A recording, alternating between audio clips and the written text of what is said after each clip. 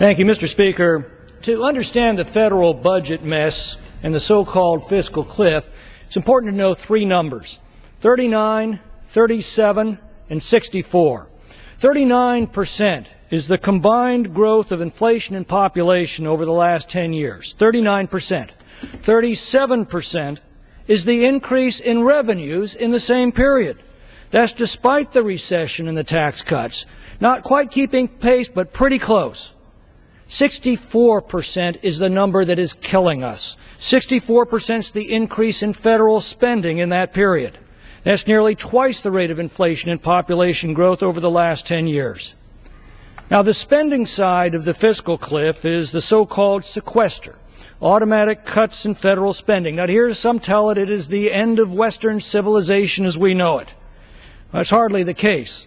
After a 64% increase in expenditures during this decade, the sequester doesn't actually cut spending at all. It simply limits spending growth next year to about 0.5%.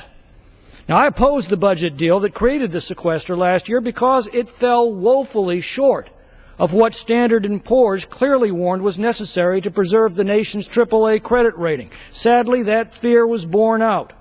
But now the sequester is all we have. Now, it's true, defense takes the brunt of it.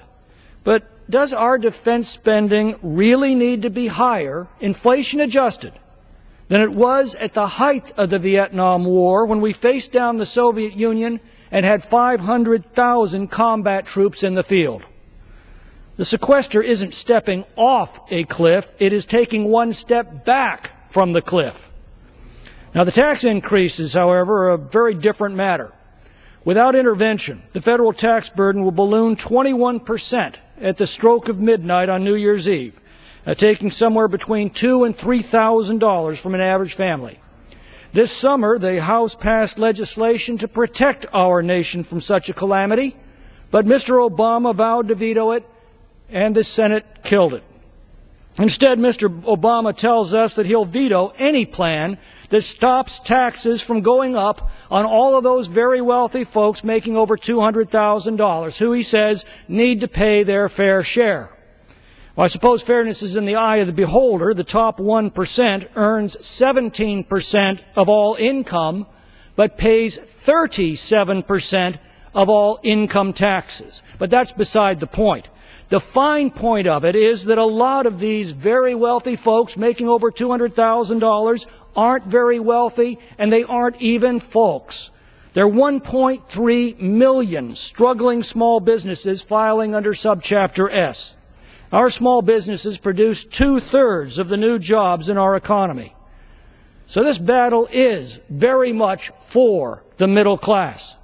The Congressional Budget Office estimates that Mr. Obama's tax increase on the so-called wealthy will actually throw 200,000 middle and working class families into unemployment.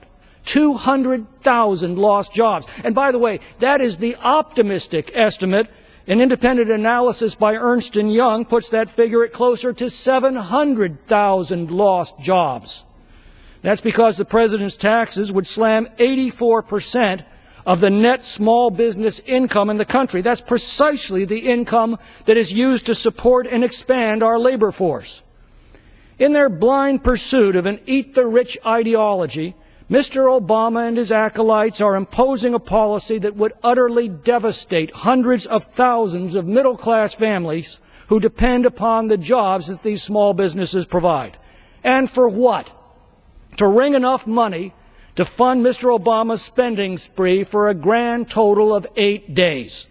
It's telling that 3/4 of the new taxes he has proposed would be used to finance the new spending that he has also proposed. We Republicans don't want to see taxes go up on anyone, period.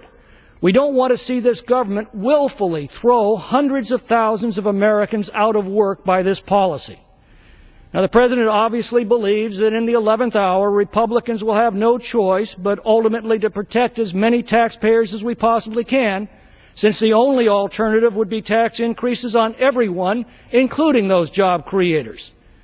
Well, he may be right, but that would mean a bleak and bitter new year for all of those families who will watch helplessly as their jobs evaporate before their eyes. Let us pray that this President has a change of heart before setting this calamity in motion.